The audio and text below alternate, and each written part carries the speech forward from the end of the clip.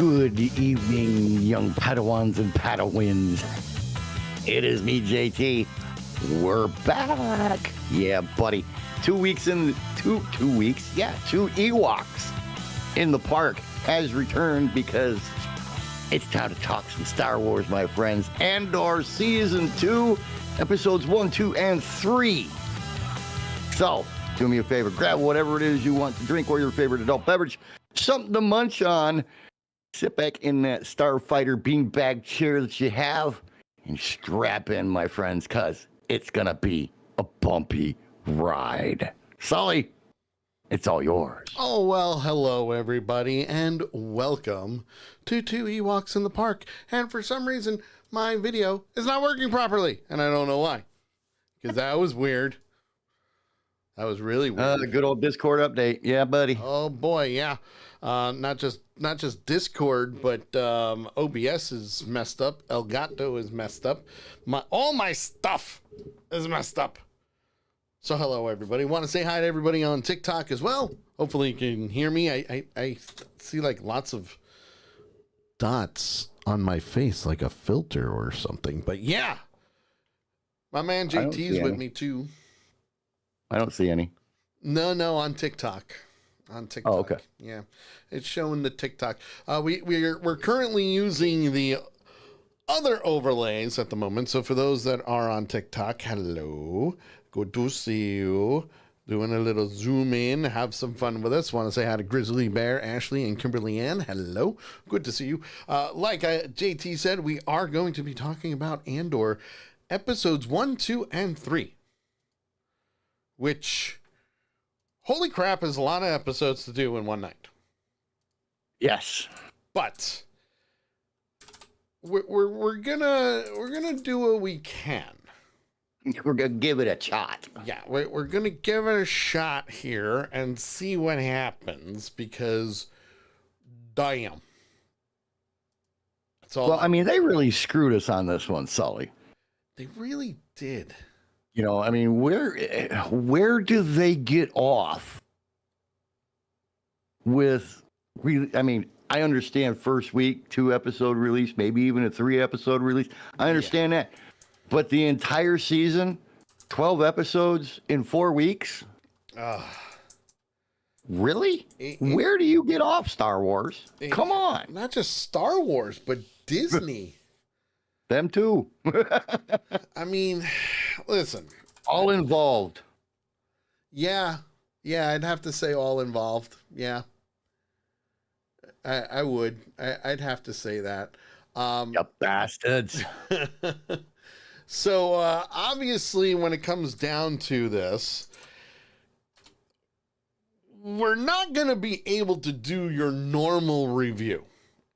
Yeah. And what I mean by that is there's absolutely no way we're going to be able to do everything scene for scene when it comes down to it.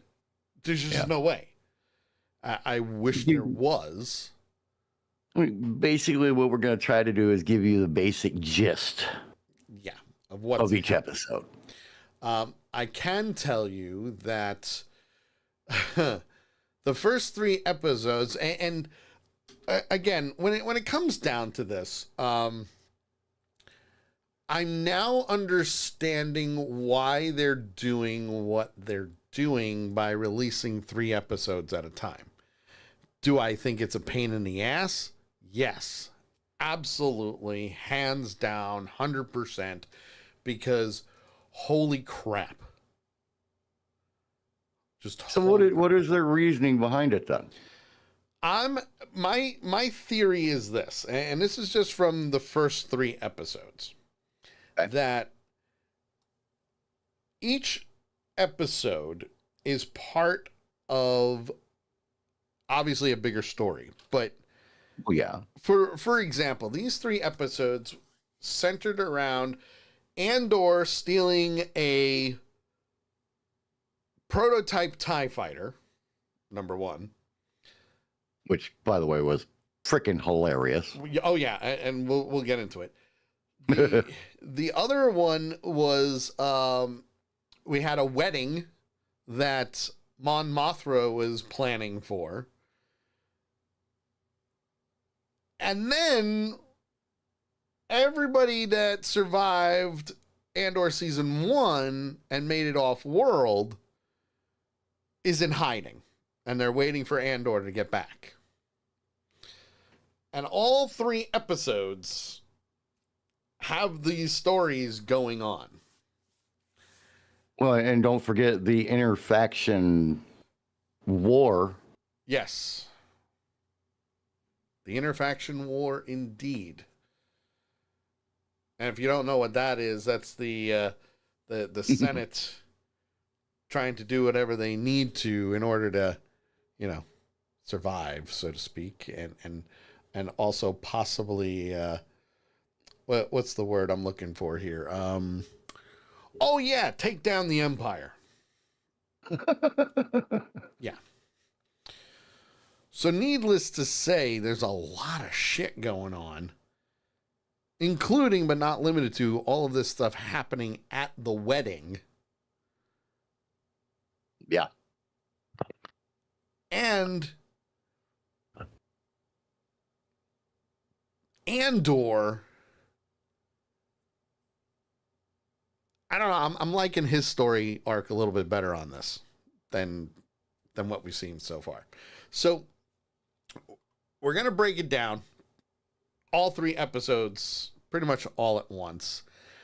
And we're going to do our best to not forget the important stuff.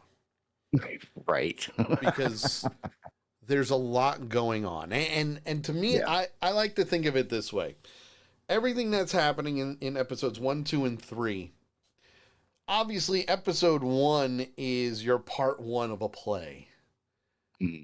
Episode 2 is your continuation / intermission, and then episode 3 is after your intermission and closing that arc. So it's almost like sitting down to watch a 2.5-hour movie. Yeah. Well, 3 hour. Each episode, I think, was 52 minutes, right? 47 minutes, and then 56 minutes. Okay. So, yeah, I mean, that's long. That's long. Yeah, almost 3 hours. About 2 hours and 35 minutes or so. At least. So when push comes to shove, the episode itself, and it starts a year after the first season. So we're 1 year after the first season, and we're also 4 years before the Battle of Yavin. Now, the one thing you have to remember, Andor itself was supposed to be 5 seasons long. It was supposed to be 5 seasons, and each season, it was supposed to be a year up to Rogue One. Right. They scrapped that because of the writer's strike and the actor strike, and they redid everything, and they're doing what they need to do in order to get things out. Okay. So this is the last season of Andor. So we've got 4 years before the Battle of Yavin, also known for those nerds out there that are not Star Wars fans, before the Death Star blew up the first time. Yep. Before that moment. And before everything that happened in Rogue One. We see the TIE Avenger. Is that what it's called? That is what it's called, a TIE Avenger. Now, this was the name. This was supposed to be I'm trying to remember. It's the prototype for the TIE Interceptor. Now, again, the TIE Interceptor didn't show up until Return of the Jedi. So this was supposed to be the ship. But because they're doing prototypes of it, they're only in the testing phase. Right. So clearly, the rebels want in on it. can't really say I blame them on this one. You know? Yeah, yeah. I mean, if you're able to get some, the inside details of something when it's in the developmental stage, Yeah, especially when they're dropping prototypes and that kind of thing, yeah. come on, Yeah.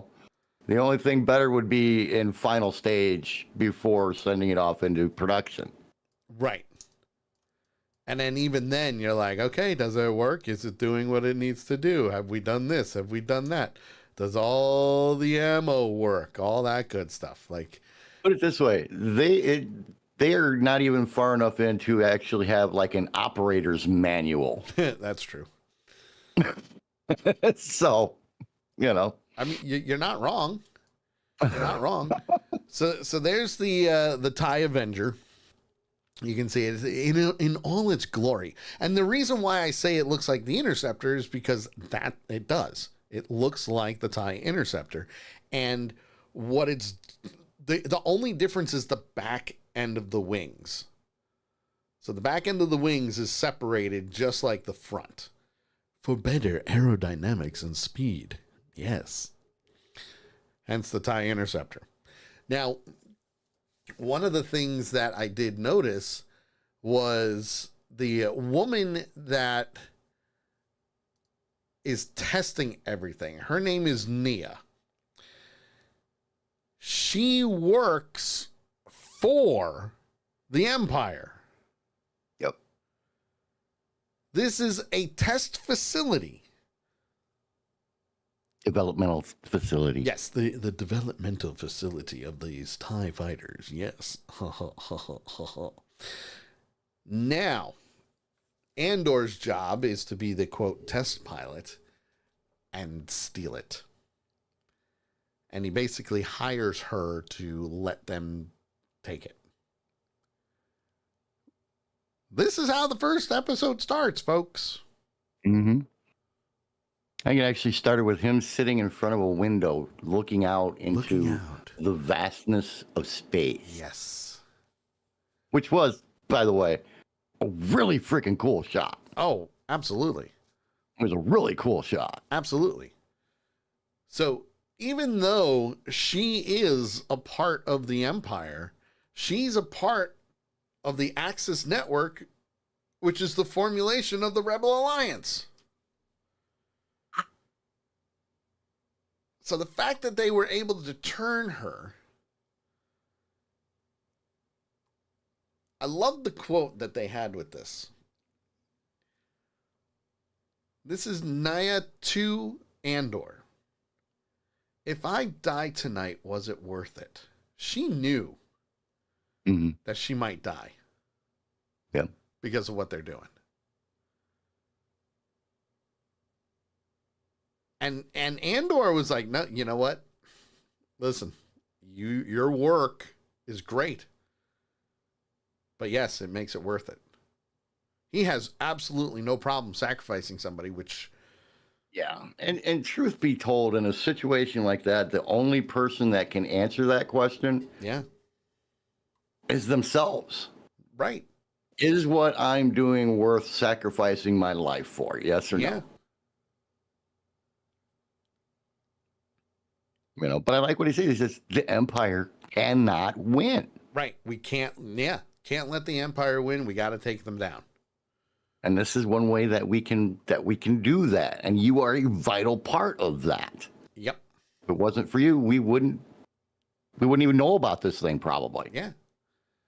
Now, the other thing to mention about the TIE Avenger, which again, I'll show you. There it is. There's the TIE Avenger. This is also the prototype for Darth Vader's TIE Fighter. The TIE Advanced. So that's a badass little ship. I mean, it's got missile launchers there on the inside of the wing, and it's got 2 freaking Gatling guns on it. Oh yeah. It's got missiles. It's got the torpedoes. Yeah. And it's got a hyperdrive. Mm-hmm. Regular TIE fighters don't have hyperdrives. Yeah, that's a badass little ship right there. And it's fast. I I love it when Cassian gets in the ship. Yep. When he first gets in and he Yes. looks to where there's normally a seat. He has no idea what he's doing. And there's nothing there. There's no steering wheel like you see in the other TIE fighters and stuff like that. He's like, Yep. what the just the look of, oh shit. What do I do? I mean, you've seen the expression of somebody who walks into a room and is just totally, completely lost. Oh, without a doubt. I mean, I felt that when I went looking for my keys the other day. But when I walked in the room to get them, I couldn't remember what I walked in the room for. Yeah. Kind of thing, just the look was hilarious. So here's just some of the specs on this interceptor that, the Avenger is what it is, the TIE Avenger. Equipped with a hyperdrive, so it's got all of that. It's got 2 rear-mounted engines, 20 laser cannons,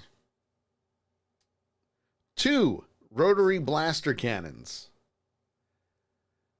2 missile launchers, 6 missiles each, so 12 total, torpedoes, and a heavy laser cannon. It can hold 1 pilot and up to 2 passengers. No ejection seats. So, yeah, you guys ain't going to survive. You're going down with the ship. Yep. Going down, and it's going to be, not good. Not good. Might hurt a little bit. So this is important. And the reason that it's important is because Cassian is going to steal this. Without a doubt, he's dressed as a Imperial pilot. An Imperial test pilot. Yes, a test pilot. And he has to steal this because the rebels need it. And it'll set them back into designing what will eventually become the TIE Advanced and the TIE Interceptor. Okay? So, a lot going on. A lot going on just with this scene alone. Okay? As he's stealing it, as JT said, he couldn't pilot it worth shit because it didn't come with an owner's manual. It's the classic stealing a car, don't know how to drive it, and when you punch it, you go backwards. Well, what I thought was interesting about that was when he tried stealing it and he tried to accelerate, okay? Because let's face it, with the acceleration, most you pump it up, you go forward. In this case, you had to go backwards. It was completely reversed. Yeah. So he's crashing into things left and right in this room. It's almost like the controls of a helicopter. Yeah. One hand is controlling your pitch and your speed and all that, and then your other hand is actually flying it, and he's like this. One hand, this hand is, as you're sitting in the seat, this hand has your drive controls, and the wheel actually rolls to put it in whatever, like park drive, reverse, neutral, all that good shit. And his, the throttles are in his hand. Yeah. And, it doesn't say anything on this. It doesn't have like little markers like, drive and reverse, PR Prindle, as they like to say. It doesn't have that on there, No. It's just lights. No, it doesn't have that at all. I want to say hi to Dee, Regina, Cass, and Megan. Hello, everyone. Welcome to the Hi, everybody. welcome to the show. We're talking Star Wars. Yeah, Andor stealing a ship, which I'll say kudos, because Yes. eventually he did get away, but also destroyed an entire door and wall. And couple of mountainsides. Well, when they close the door on you, you got to do what you got to do to get out, and missiles and laser Gatling guns and stuff like that will take care of pretty much that, all that door. Yep, but like you said, it was kind of like a newborn trying to walk. Hmm. Which was funny as hell. It was I very mean, comical. I will say that. It was he figured out comical. enough where he was able to turn the ship around and gun down the half dozen stormtroopers that were coming in trying to shoot him down Yeah. with the Gatling gun. And then turn the ship the rest of the way around to where it was facing towards the door and blow the door up multiple times and then fly out. So, Cass just said she's never watched Star Wars. And that's okay. It's okay. I still love You're you. missing so much. I still love you. I know you're not a geek like I am. It's all good. But it is entertaining stuff. It is. Western in space with blasters and light swords. There you go. That's one way to put it, man. It's a good And- description. And Megan says she's watched some, but not all of them. That's okay. There's a lot. Now there's a lot. Now. Back in the day, and I can't believe I'm actually saying that when you only had the original trilogy, that was it. You had the original trilogy, the really horrible holiday special from the 70s that nobody's allowed to talk about, and the two Ewok TV movies. Yes. That was it. Then the prequels came out, then Clone Wars and all these other shows started coming out all over the place, and it's wonderful for us Star Wars fans. Yes. To say. Yes. So Cassian steals this and destroys everything in its path. Not exactly a quiet getaway. No. In any way, shape, or form. Yeah, it was not a quiet getaway, as he took out, three other ships that were pursuing him because he stole this thing. So, yeah. Yeah, 3. That there's a failure on somebody's part that, someone's I mean, especially with the fact that those 3 pilots were trained. yes. Were experienced in their ship, and he can barely make the thing go forward. He did a good job breaking He that did a stoned I mean, bridge. he went down. He's doing nap of the earth in a freaking canyon Yeah. with wall here and wall here, and managed to get through that without killing himself. While But he still couldn't get higher until after. He couldn't figure well, it yeah, out. he wanted to stay down, and so he's not susceptible to the air cannons at that He point. still couldn't. Yeah, but even with then, he had a problem getting up in the air. Yeah, he had. It was definitely a case of what the fuck am I doing? Yes. Big time. Plain and simple. Big time. But in the end, he pulled it off, and that's what matters. Always. It's the only reason that things matter the most these days. You know? Mm-hmm. It's the only reason. Result. The only reason. Well, aside from that happening, we have the other survivors from season 1 having a, what would you call it? A harvest. They're getting ready for the harvest. Mm-hmm. And Bix, who is, would you say that's Andor's girlfriend / wife? Would you say? I wouldn't go as far as wife, but work wife kind of category. Yeah. I mean, they were in a relationship in season 1. Yeah. Well, Yeah. prior to season 1. Definitely boyfriend, girlfriend, So we'll just call them they're together / the love is still there type thing. Mm-hmm. You don't see it, but it's there. Yeah, you can see it in how, as the episodes go on, you'll be able to see it in how worried she is, when she's not hearing from Cassian and that stuff. So, but yeah, the feelings are definitely still there if the relationship isn't still going. Kind of like every sitcom that's out there. Kind of like every sitcom that's out there. Or not even sitcom. When you have that one serial TV show where the two main characters are madly in love with each other, and it gets stretched 4 or 5 seasons in. Yeah. And then they finally hook up, and it's the worst thing ever for the TV show. In this case, they were already together, and now, they're doing whatever they Due do. to circumstances beyond their control. Yeah. Want to say hi to Krista and the Preppy Gran. Hello. Good to see you. Welcome to the Nerd Talk. It's what we do here. We talk nerd on Monday nights. Andor Season 2. If you haven't watched it, don't worry. We're going to ruin it for you. Yes. Spoiler alert is in effect. And we are doing things a little differently. We are talking about 3 episodes in one.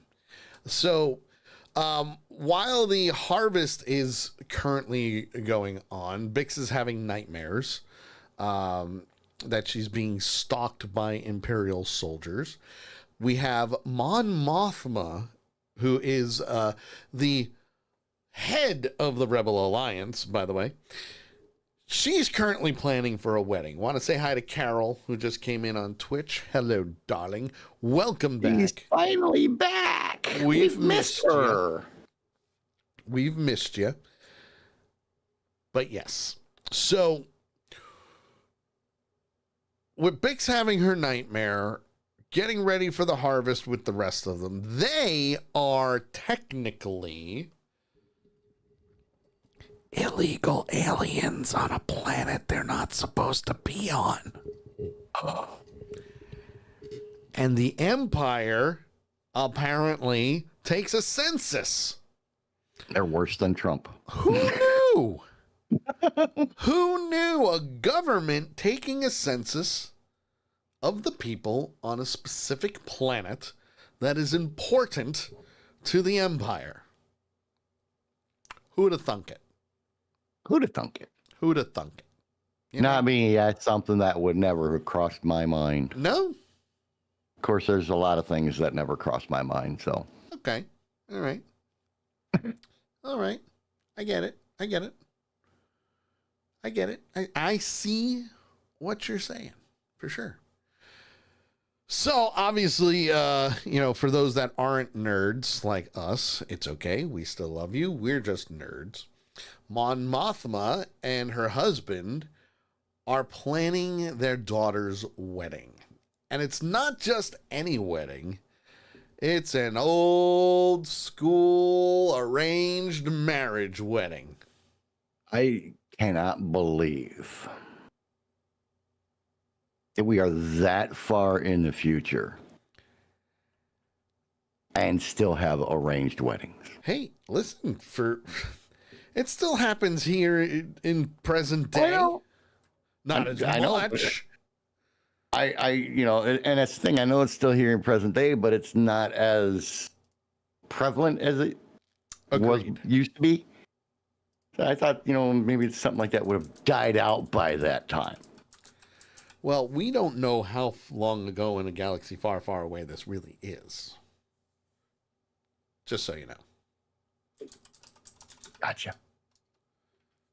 Let's see. So, common practice in India, Pakistan, Bangladesh, Iran, Sri Lanka, and China. So, yeah, arranged marriages still happen. Oh, yeah. Still happen. And we're in 2025. Yeah. It just surprised me that it was still going on that far into the future, True. But again, we don't know how far it is. We don't. We have no idea. We could be there in 5 years. However, this is only the start of the wedding. This is the wedding weekend.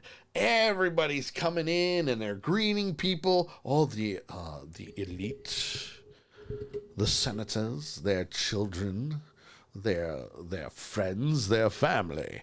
It's a rich person's wedding. It's basically what it is. Rich person's wedding. And one thing that I love,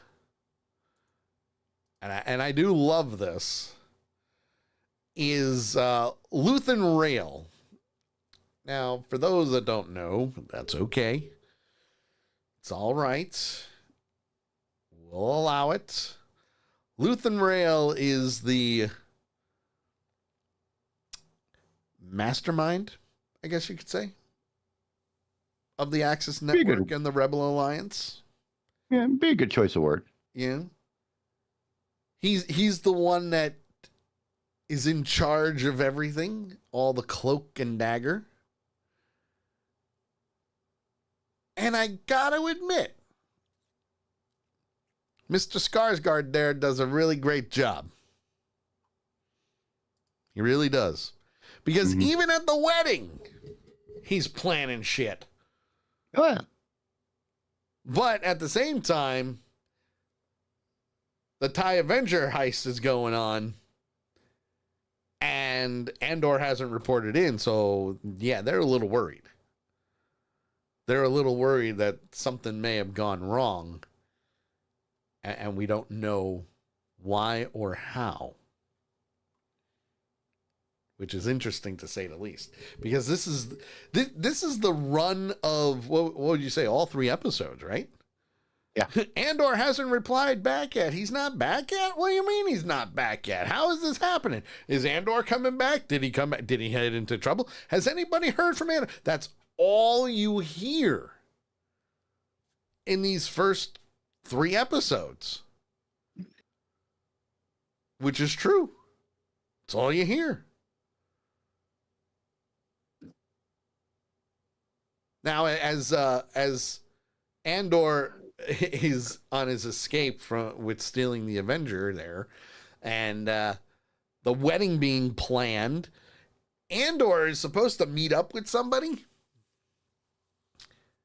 and was he call him Porco? I think it was, right. I could never really understand what he was saying when he was calling him out.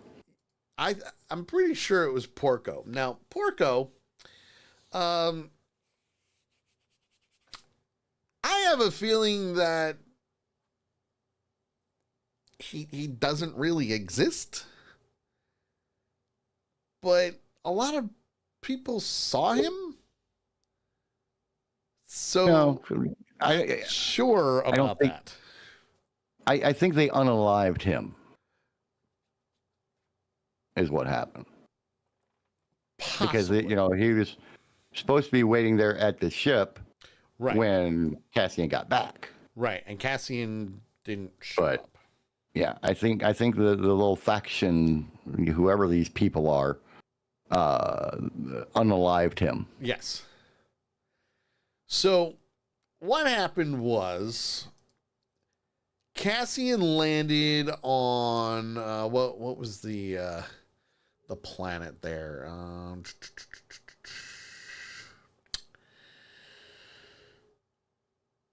It was definitely a forest moon.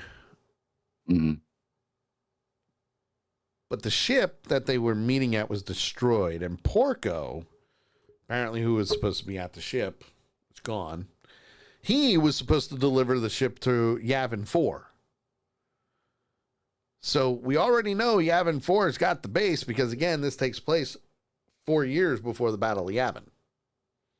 So, yay. Right. That's good. Porco being missing, that's a different story. And he runs into, what were they called? The Maya Pei Brigade. Also known as a clusterfuck of people. Yeah, that's probably the best way to put it. That's the only way you can describe it. That's the best way to put it. And they notice that he's an Imperial test pilot because of the uniform, so obviously they want to kill him. And they're trying to understand the TIE fighter themselves to see what they can use because they want to use that. I will admit that these 2 episodes, 1 and 2, and honestly, probably even 3, the way this gets played out, in my opinion, is amazing. And the only reason why I say it's amazing is because Andor gets them to turn on each other. Very simple. They were on the edge of doing it in the first place. Yes, they were. You know, They were. He just kind of helped them. You know, kind of helped kick them off the edge of the bridge. Yeah, they were, but he just said a few lines and that was it. That was like all game over, home run out of the park. See you later, goodbye. You know. Yep. So the fact that he was able to do that so easily and divide them to the point where they're killing each other. And they're supposed to be friends. They're supposed to be allies. They're supposed to be buddies. They're supposed to be, you know, like this. Compadres. Like this. You know? But then instead they want the ship for themselves and they want to get off there. And they're starving. And yet Cassian figures out how to, you know, get water and food very quickly while he's in captivity. So it's interesting to say the least of what's happening. Okay. Yeah. During this whole time, and he's on this planet for all 3 episodes. He does eventually escape, but we'll get to that point. The Empire arrives at what planet? What's the name of that other planet? Too many new planets. Oh, it's crazy. Minarao. Minarao is what it is. That's where Bix and all of them are. And they're starting to do their conduction of the census of, you know, everybody there. They've got multiple Imperial cruisers, and the one thing that they need to do is they either need to run, leave the planet, or head into the mountains and then come back. Doesn't exactly happen that way. Yeah, it didn't quite work out that way for him. It really didn't. I was under the impression that this would probably last a good number of episodes with these guys, but they did it very quickly. Like, well, I mean, with what happened with the writer's strike and all that crap, they definitely had to condense. Yes. 3, possibly 4 seasons. Yes. Into 1. Yeah. So, you know, the way they did it was actually pretty cool. Yes. And still getting the full point across, you know. The other thing is, I'm wondering how much was actually cut out. Yeah. You know? So I get it. I do. I get it. But at the same time, there's probably a lot that we're missing. Oh, yeah. Oh, yeah. And because of that, yeah, I don't want to say I'm not going to completely destroy all of season 2 just yet. But in reality, with the 3 storylines that are going on at the present time between Andor stealing the TIE fighter, between Mon Mothma planning her daughter's arranged marriage wedding, who her daughter thinks her soon-to-be husband is just a child. Newsflash, all men are. Just right. Putting it out there. All men are. And the Empire trying to find illegals on specific planets. It makes sense. Right. It does. It makes sense. Well, because, you know, and I would think that in the Empire's mind, yeah, you know, I mean, they've fought rebellion factions their entire existence. Yes. So, you know, they know that, you know, we have to try to find these people and eradicate them, or at least put them under custody. Agreed. In order for us to be able to fully advance. Yes. Our cause. So, you know, you do the census, you find out who's documented, who's not. Yeah. You know, and you make those not disappear. Agreed. They either take him captive or kill him.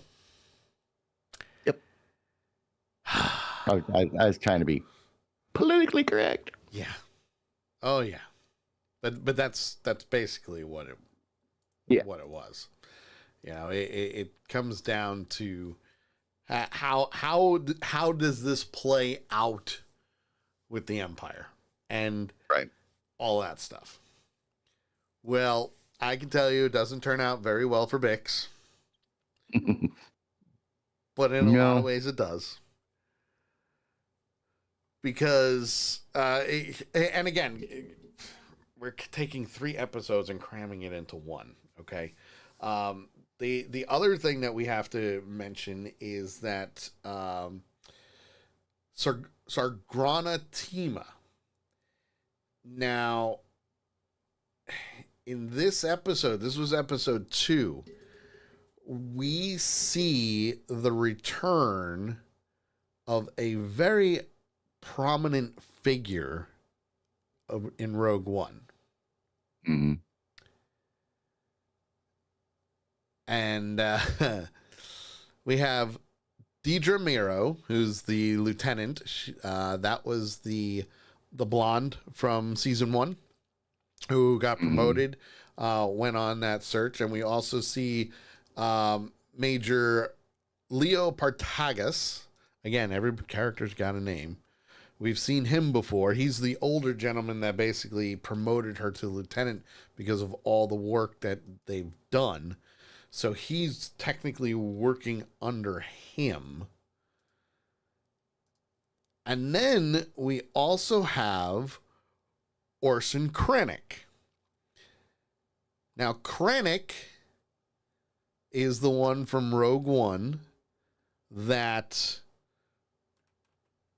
went to Darth Vader, was speaking with Grand Moff Tarkin about the Death Star plans. Like, he's the guy. He's the project runner of this. Also known as, what was it? They brought in the Gorman Project. Yes. Which is an advanced weapon research program. The TIE fighters, the Death Star, you name it. This is their thing. And the Gorman Project has to do with the coding for the reactor lenses of the Death Star and the mineral they need on a specific planet. And they need to get the people either completely conquered and drill or kill them all. Basically wipe everybody out so they can mine this planet for what it needs.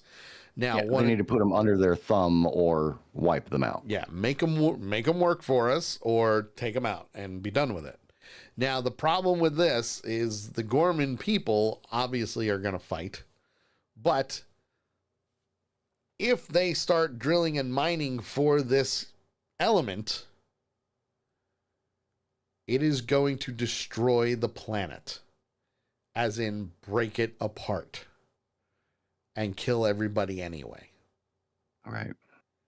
As in Princess Leia's planet without the big giant laser. Right. It's going to have a bunch of cracks in it. It's going to be floating in space in different areas. It's going to be interesting, to say the least. But that's the project.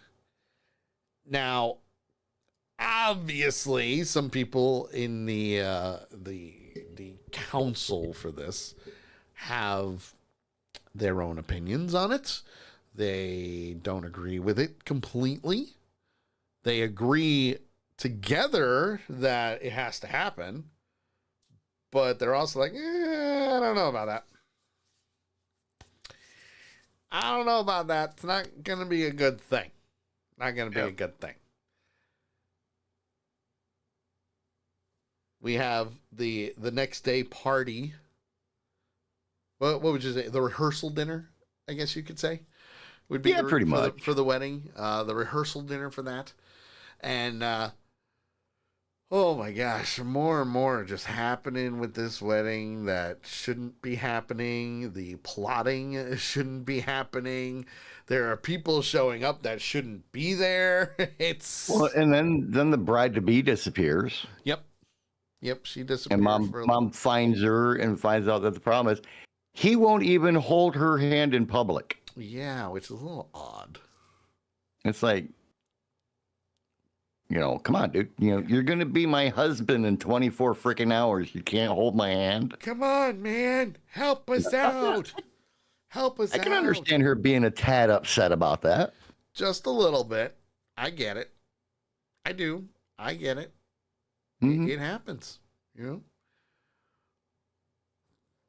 The Imperials are doing the inspection full force.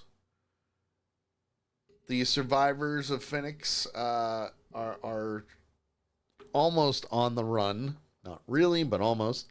And we do see some Imperial officers and stormtroopers show up at one of the general stores that the Mina Rao is. They're the owners of that, I believe. It's their store, right? And Yep. there's an officer named Kroll, and he sees Bix working on some mechanics, and he's doing that interesting thing. Interesting thing indeed. Richie Rich says, remember Sully, the line from Commando. Which one? Because Yeah, I mean, there's a couple of them. I would say a lot of the lines from Commando fit into these episodes for sure. Especially with what happens as we progress through the episode. Mm-hmm. Because, woof. Whoa. Oh, man. Well, the next day before the wedding, there's a hike. It's a tradition. Tradition to hike the mountains. Who ever thought that was a thing? Hike the mountains. Well, And of course, this is a strange group of people. it really is like the. I mean, don't get me wrong. I'm sure there's a lot of traditions in other nations and ethnic groups and tribes and all that. So I get it. I get that there's things. Yeah. But hiking a mountain? It's a little weird.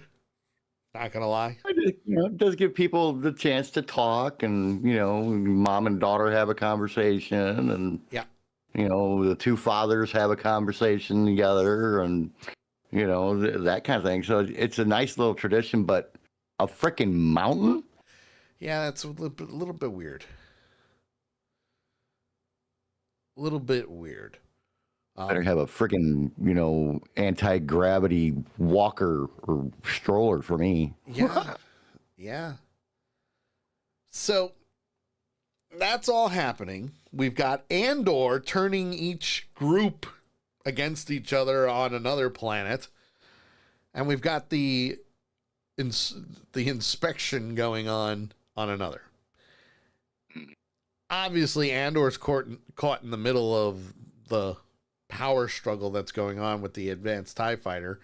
And they're trying to get it to work, but they're also trying to get it shifted so they can use the guns on the other side where Andor is. Well, and I liked their little negotiation between. What are you good? They're as they yell across Oh my God, it was the funny. distance between them. What are you gonna do? Kill the pilot? Then what are you gonna do? Yeah. That whole scene reminded me of I think there's a YouTube video out there where it's two guys yelling at each other like off in the distance. Yeah. Like, hey, F you, that type of thing. Yeah. Your mom, That's what this scene reminded me of. Yeah. Was that video of the two people just across from each other yelling that they were going to kick each other's ass. Right. I like that scene. I thought it was pretty good. It was funny. The other thing is, what was it? Tay Colma. Now, Tay Colma, he is the banker. Do you remember him? He was the banker in the first season. Mm-hmm. And he was saying that because of the festivities, he was very impressed because it hasn't happened in a really long time that he's seen this much stuff going on. Right. And I thought that was very interesting, especially as a banker. Yeah. Now, for those of you that might not be clicking, because it took a minute for me to click as well while I was watching it, this is the guy that made Mon Mothra's money problems disappear. Yes. Or her money indiscrepancies. Yes, the money disappear. He was the money launderer. Yes. And he was, with everything that's been going on and everything else, he was feeling left out. Yes. And he had made some not so good investments. True. And was hurting for money. Yeah. So basically now he's blackmailing Mon Mothra and the Resistance. Yeah. In lieu of Mon Mothra.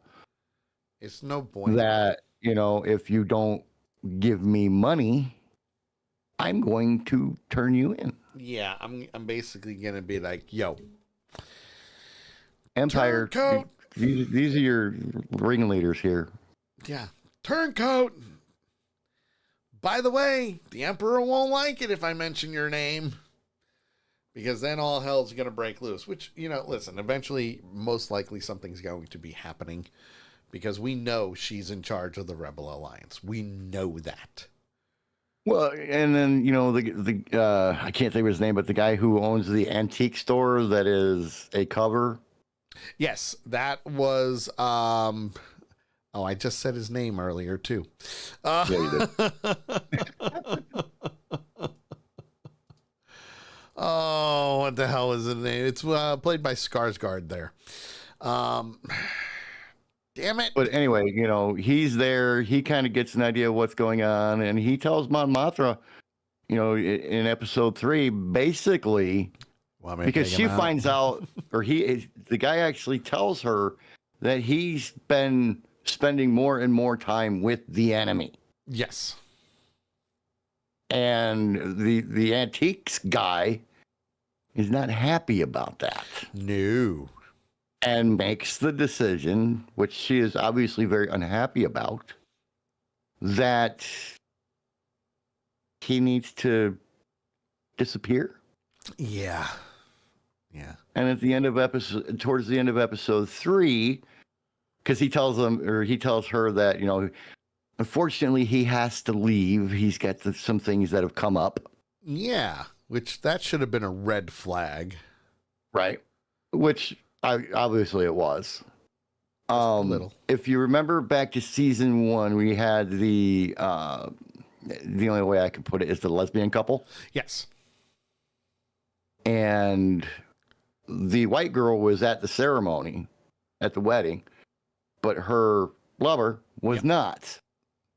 Well, as he's going to get on his little ship to go home, the normal driver was sick and she got called in. And guess who it was?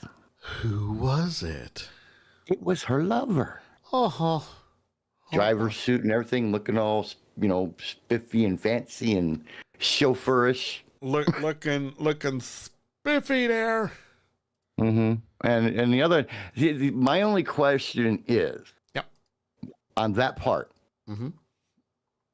Is it a suicide mission? Or if it's not a suicide mission, why is the girlfriend so upset? Very good question. Because she was extremely upset at the end of this episode. Yeah. Or at the end of episode 3. So it makes me wonder what's I mean, we don't know what happened when there was a mechanical malfunction and they, dove into the side of a mountain. Yeah, kind of thing. Not sure. You know what I mean? That raised questions. And, the other thing that got me was, Mon Mothra getting drunk. Oh, she was partying it up. She did 4 shots. And they look back. like double shots, actually.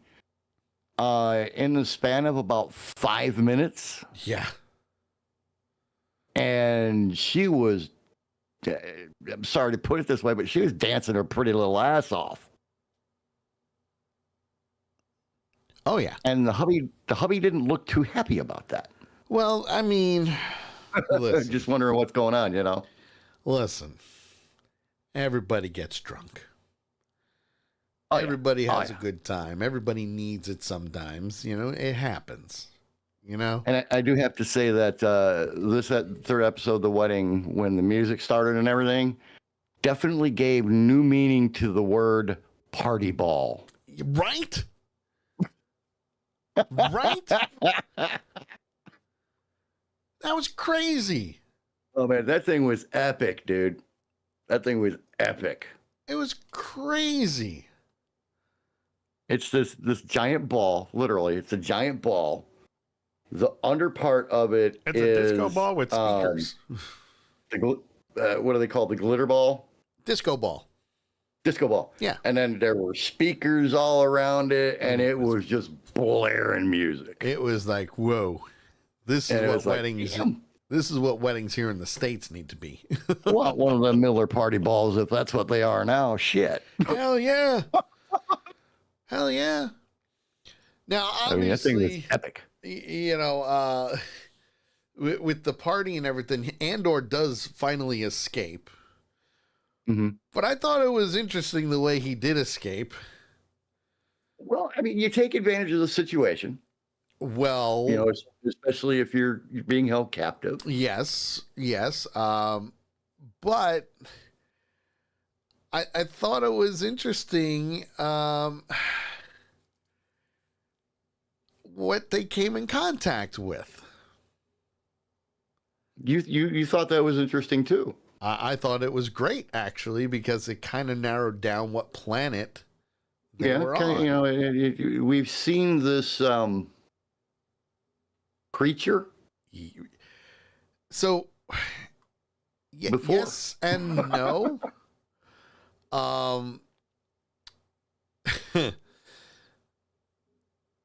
It's been in the Star Wars databank. Yes. Okay. But it just solidified what planet they were on. And it turns out that they were on Yavin 4. Yes. And where have we heard that name before? Star Wars. Well, duh. A New Hope. But you got to remember, I know it is Star Wars, not A New Hope. Because it came out as Star Wars. Yes. Just like Empire Strikes Back came out as Empire Strikes Back. Return of the Jedi came out as Return of the Jedi. Just putting it out there. But this whole scenario. This was cool. I don't want to say that I have issues with it, but there's things that kind of I'm like, what the hell? So that went on in this thing, because you've got one group. Yep. That's in the old ship, and that's the ship that Cassian's on. Yes. And they have food. Yes. Not a lot, but they have food. But they have it. Yep. The other group, or the other part of the faction, whatever you want to call them, they're on the TIE fighter. Yes. Because they're trying to figure out how it works. Right. Still trying to figure out how it works, trying to get it turned so they can shoot up the other ship and blah, blah, blah, and everything else. Yeah. Well, they come to some kind of a truce to have basically to have peace talks, I think, between the two of them to figure out what they're going to do. No. Well, yeah, yes and no. So, yes, it was a truce. You're not wrong on that. Okay. But then they decided to play a game of 5 hands to determine which one from each side gets to leave the planet in the TIE fighter. Is that what that was? Okay, I didn't catch that Yes. part. That's what that was. It was a game called Five Hands. I mean, basically, it's rock, paper, scissors, lizard, Spock It really is. from Big Bang Theory. So you're not wrong. It is basically rock, paper, scissors. Only Lizard, it's Spock. Rancor, Snork, and Snoozebird. Okay. The players, and here's what I learned. The players showcase over the course of 3 rounds under the supervision of a referee. So each it actually it destroys rock, paper, scissors, lizard, Spock away. Because there are 15 different animal gestures that they can use. Holy crap. Yep. 15? 15 different animal gestures. Rancor, Okay, we need to find out what the Snork, 15 and are. Snoozebird are just the beginning. We need to find out what the 15 are. Tank, get on that. Wait, Tank's not here. I was about to say he's not here. So yes, that is, it's basically rock, paper, scissors, but with 15 different outcomes, which means more than one way to win. Yeah. Which is why they need a referee. Okay. The shortened version of the game is, according to this, is Roski Rules. So it's shortened, which means you only use however many animals in the list, and then whoever wins. Right. So I thought that was very interesting to learn that that's what it was. Right. And so, there was that part of it. And I'm like, Yep. why the hell are they playing rock, paper, scissors? It's not? a weird place to be playing rock, paper, scissors. Agreed. But then they put the not so smart guy, That was great. same guy that discovered that Cassian had been there on the planet 3 days prior. Yep. They left him in the ship with Cassian as the guard. Yep. But he was a little bit too interested in what was going on with rock, paper, scissors. I'm not going to try the other names. That's, for me, it's rock, paper, scissors. Yeah. He was engrossed in that. And while he's engrossed in that, and there's a couple of times where, one of them will just scream out and it gets really noisy. Dude. And he moves a box Yeah. that's up against the wall. Yes. And he does it without dumbass hearing him. Yes. Kicks the drawer, it pops open, there's a blaster in there. Boom. And he shoots the lock, stands up and tells the guy, move when I kill you. Yeah. And then ties him up. Ties him up where he's at. Gets out of the ship, and he's circling around trying to get back to the TIE fighter. Yes. It's what I would do. I mean, the plan that they laid out with him escaping is beautiful. Oh, absolutely. Well laid out plan. But he's skirting around, and that's when they hear that strange noise. Everybody's like, what is that? And then it comes, wham, right through the group. So that is a Yavinian Dudar, Yes. which is a big jungle-like creature with sharp teeth and tusks, or as I like to say, it kind of looks like a predator on 4 legs. Predator rhinoceros. Yeah. Yeah. Pretty much, Thing's huge. So this thing runs through, takes out one of the guys, and they're all freaking out and everything, and they're trying to figure out what to do.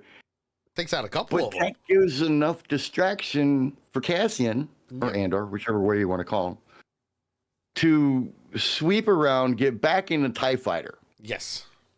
shoot the guy that's inside the TIE fighter, Yeah. close the door, starts turning everything on, and here comes dumbass. He got away! He got away! Fire The pilot in the got hole. away! Fire in the hole. Let's shoot it.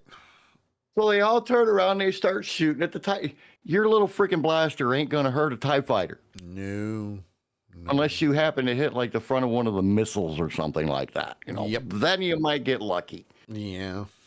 Yeah. But it looked like they were all aiming at the viewport, the big window, you know. But he gets it started and he takes off. Yay. But that whole scene was just, yeah, parts of it made me go, oh, now that was smart. And parts of it made me go, what the flying fladoodle is going on here? Oh, without a doubt. You know, I mean, it was, Chaos was ensuing.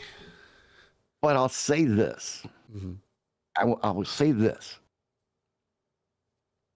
Up until this point, Yep. and I'm being totally honest with you here. Up until this point, I have been extremely disappointed Oh, all right. in Andor season 2. Mm-hmm. Extremely Okay. disappointed That's okay. with the way that season 1 ended. Oh, yeah. Well, I was kinda, expecting a lot more. that kind of threw everybody for a loop. But again, Yeah. season 1 started out pretty slow too.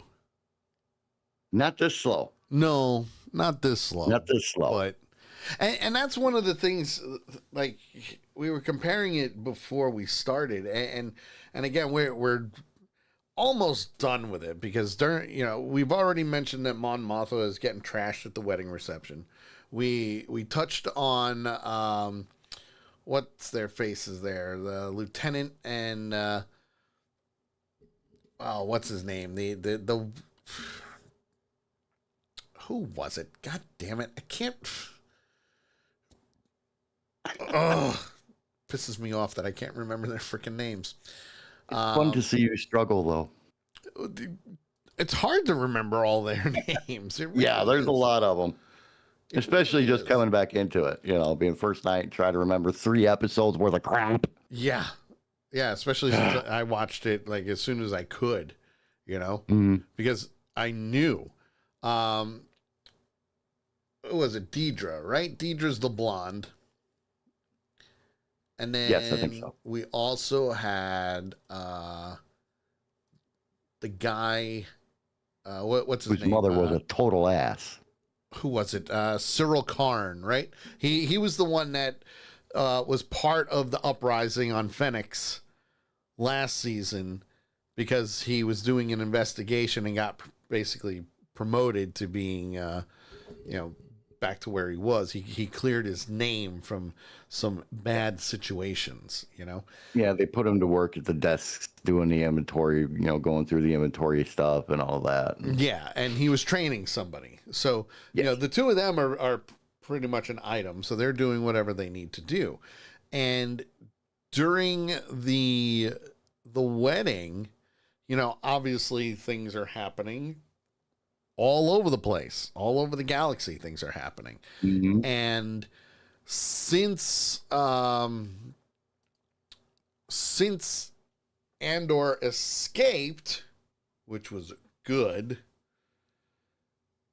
he's flying off and doing whatever. And of course, as they're flying away, you can see the temples on Yavin in the background. So you can see that, they're on Yavin 4, which I thought was a great callback and a great touch, because those temples are eventually used as a rebel base. Yeah. So yay to that. But during the Harvest episode, which is the 3rd episode that came out, okay. So clearly the wedding's happening. We know that's going down. We know that Mon Mothma is being bribed and all that stuff. So all hell is breaking loose while they're having a good time, and she's getting drunk. Now the survivors of Phoenix are are in the process of trying to not get any Imperial entanglements, but that does not work at all. Right. At all. They even call it the Eye of the Storm, which was fitting because we see Andor flying through a nebula, Mm-hmm. and he's trying to rewire some things, and he causes the TIE fighter to spin out of control. That was hilarious. And I'm like, whoopsie. Here we go, folks. All I hell's gonna don't break think loose. that was what he was aiming for. Yeah, no, definitely not. No. So that he's trying to get back to Bix and all of them. So while he's doing that, we've got a lot more things happening. Like Clea. She is Rael's assistant. So I remembered his last name, Rael. Yes. I remembered it. Yay for me. It's too many to freaking remember, but that's besides the point. That's why I just call him the Antiques guy. So they're trying to establish contact with Andor, and he finally replies with a weather report like, hey, yep, weather's good. Weather's good. We're good. Storm is on the way out. We're good. We're good. And that's when he starts heading to where Bix is, because they are in the process of getting the censorship and all that good shit going on. And they're like, no, leave us alone. We got to get out of here. If we don't get out of here, what are we going to do? Oh my God. You mean the census, not the censorship. Yeah, I know. I'm tired. But with that happening, the lieutenant starts to do some bad stuff. Mm-hmm. They set the groundwork for this in the first part of this episode. They really did. They really did. And the interesting thing is that they were on the verge of almost avoiding this, Mm-hmm. which was good, but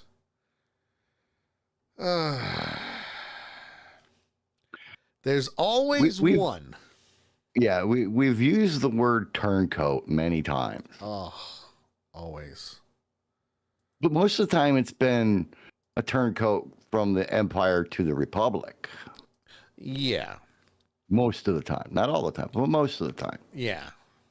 But this one ends up being from the Republic to the Empire. Yeah. And unfortunately, shit happens. Yeah, it does. Even in modern day. Yep.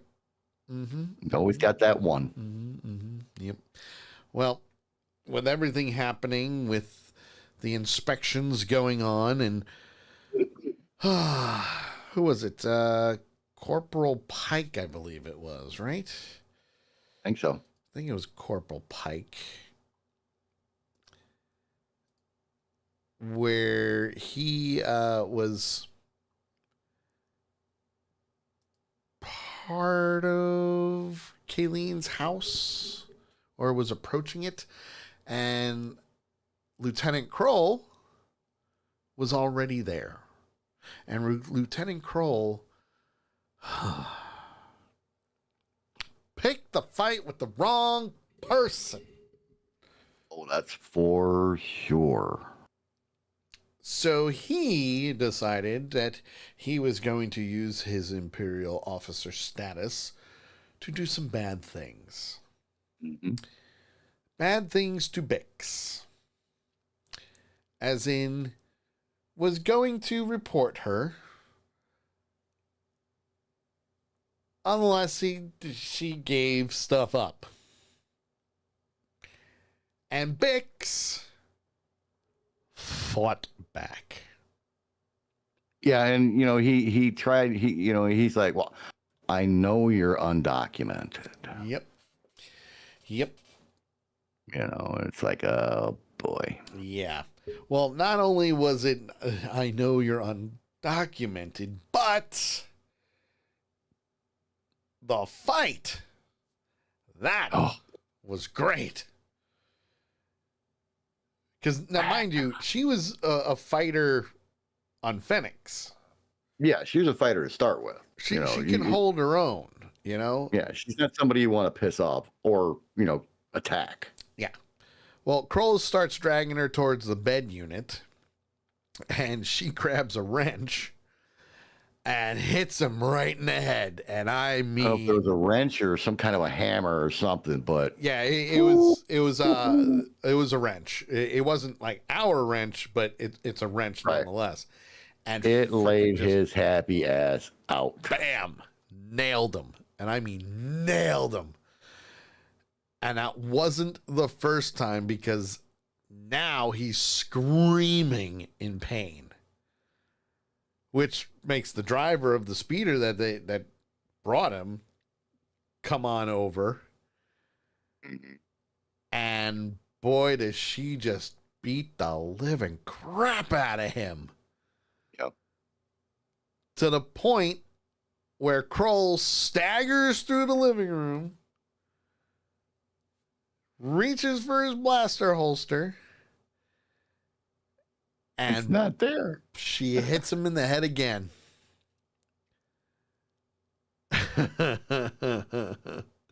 The driver radios for Unit 2 to help. Right. And yeah, that doesn't work because my favorite part was when he finally stumbled out of the unit. Oh yeah. He gets to the doorway, he stumbles down the steps, and he falls over, which, he wouldn't have been dead. Well, at that, if he would have just hit the ground, he'd have been fine. Sure. But when he fell over, he just slams the side of his head into a box. Yeah, it was what was it? It was a crate, right? That they were a crate right there on the side. Oh, I'm surprised it didn't break his neck. Hit the ground and was gone. Yep, I almost fell out of my chair from laughing so hard. It was interesting. It was a Benny. I call it a Benny Hill finish. Okay, Benny Hill. I like that one. The Benny Hill finish. I like that one. I like that one. Now, obviously, the driver and Corporal Pike get to the house and tell her to come out with her hands up, and she's like, "He tried to rape me," which is true. He did. He tried to rape her, and of course, obviously, some people will think that is, the term is bad. Yeah. The whole thing is bad. Okay. Yeah. The whole situation was bad. The whole situation was just one of those things where you're like, no, bad idea, dude. It's fiction, but shit like that happens all the time. Yeah. It sucks. Well, and he's like, well, he's dead now, but you still need to come out with your hands up. Yeah, come on out. And then all of a sudden, yeah. Red Bull. That is the fun part, so to speak. Yeah. Well, I mean, to set the groundwork, Will, who's the third member of this little family group, yes, was hiding in the fields with his girlfriend saying goodbye. Yes. And I give credit to him because he did promise her that he would say goodbye before he left. That is true. So he was keeping his word. Good man. Yeah. Good yeah. man. Absolutely. Absolutely. And then they showed up. They weren't expecting the troopers and everything to show up until the next day. Well, yes, that is also true. But they were there. Because, that was the timing that they were told, was that they'd be here the next day. Yep. Which gave them time to get away during the night. Yep. To another farm where they were going to hide until they were done with the census there, and then they would be able to come back. Yeah. That was the plan. But well, because things kind of went south with the lieutenant there, the best made plans. You make the plan, you stick to the plan goes wrong, and you throw out the plan entirely. Yeah. Improvisation. In this case, all hell is breaking loose. Stormtroopers are doing whatever they need to do in order to get to their lieutenant as well as the corporal. And Andor comes flying in to save the day.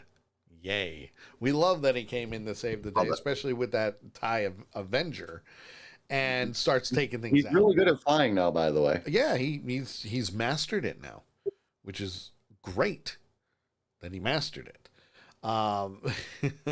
So obviously things are happening. People are dying or, quote, being unalived. Don't understand that one, but whatever. And as the Imperials are reacting,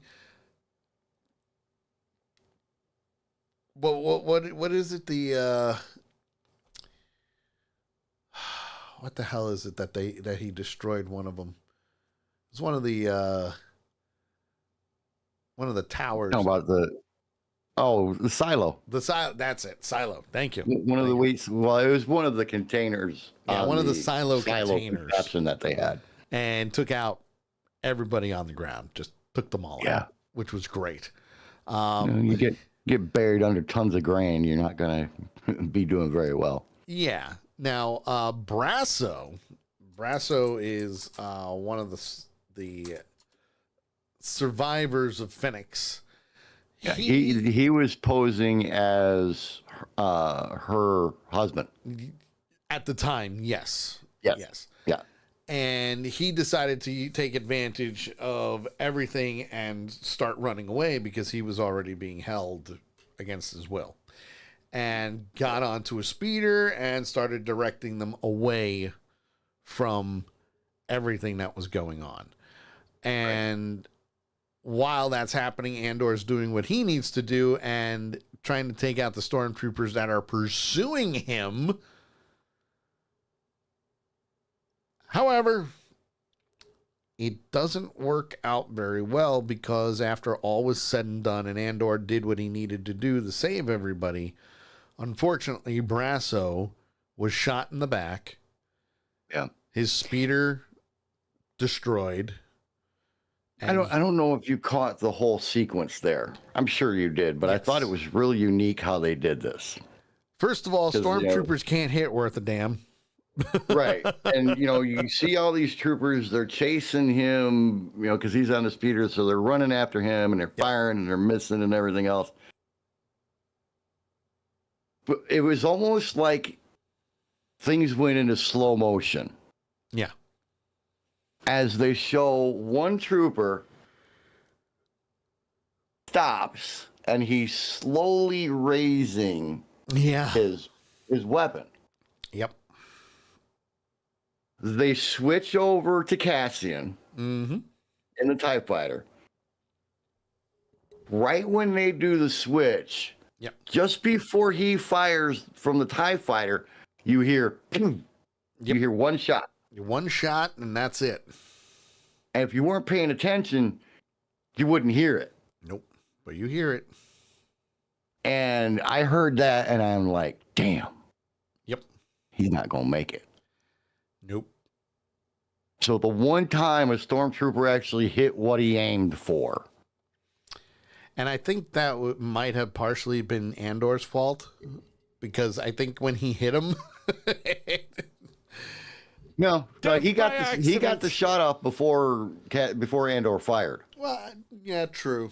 It was almost simultaneous. He fired and then Cassian fired. Who shot first, Han or Greedo? Right. Han shot first, always. Yes, he did. Yes. Always. I can. Greedo was prove ready, it. but Han's finger was quicker. Yes. Yeah. But I mean, go figure. The one time a stormtrooper actually hit what he freaking aimed at. Right. So Bix asks about Brasso to Andor, and he just shakes his head no, and we got to get out of here. So him, Bix, and Pack get into the TIE fighter, and they fly off. While that's happening, Mon Mothma is obviously still dancing at the wedding, completely drunk, and doing whatever she needs to do in order to have a good time right now, because all hell is about to break loose in episode 4. So, with that being said, that is the end of the first 3 episodes, which, again, a lot of story in 3 episodes going on. Yeah. There's no way we'd be able to touch on all of it. Right. But we will refer back from time to time. Now, with that being said, I don't know how you want to do I'm going to give you this. 3 ratings. Okay, we'll do it that way. 3 ratings. Let's do it. I'm going to give you 3 ratings. All right. Episode 1. Yep. 2. All right. Episode 2. Mhm. 2.5. Ooh, getting up there. I'm telling you, like I said, I was severely disappointed. Episode 3, because of the last 15 minutes of the show. All right. 3.5. Okay. Not bad. Not bad. See, I'm at episode. So for episode 1, I'm at a 3. It was slow, but what they did show with action was actually pretty decent, especially the whole stealing of the TIE fighter. Episode 2. Well, that was the 2. That was just for that part. Episode 2, I loved how Andor turned the faction against each other very easily, because they were very easily manipulated. Like, oh yeah, tomorrow. You could tell they weren't trained. Oh, absolutely, hands down. And from there, I'm gonna give it another 3. Okay. So 3 and a 3. Episode 3, I think we could have done without the wedding scene, or at least the party. But I understand why, because now Mon Mothma is completely going ballistic and she doesn't know what the hell to do. So, hey, let's get drunk. Makes perfect sense. People do it all the time when stress. How they deal with stress. Yes. And the entire last scene from the inspection to Andor saving the day and getting them out of there, I'm at a 3.5 with this episode. Now, mind you, season 1 started off slow too. Right. It really did. Well, my ratings on season 1 started off low. Yeah, but I don't think you were around a 2. I think you were around like the 3 mark. I'd have to double check. I'm not 100% sure. I would agree. I would agree. But in the long run, right now, I'm at 3 for the first 2, 3.5 for the second. I'm hoping the next 3 episodes do a little bit better, because from what they showed in previews to what we had so far, we're still on that slow incline going up. It's like the little engine that could. Yeah.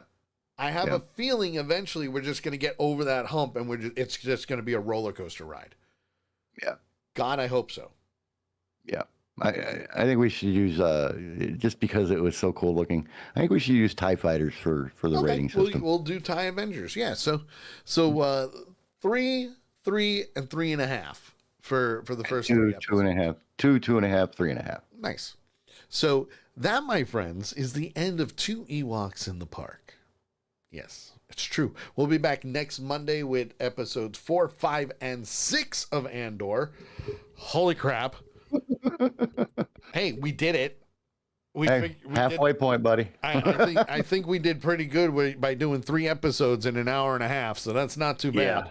Yeah. And we started a little bit later, so we're still on track. Right. Next week we'll be doing 4, 5, and 6. Tomorrow we will be live for the Sully Show at 8 p.m. Eastern Time. We've got a great show planned for you already. It's going to be amazing. You're going to laugh your ass off.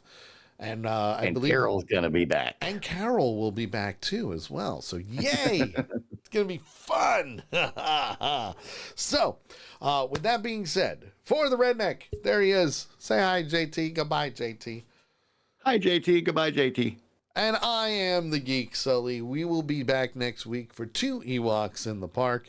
And I can't really do my regular outro music. So I will say, have a great night.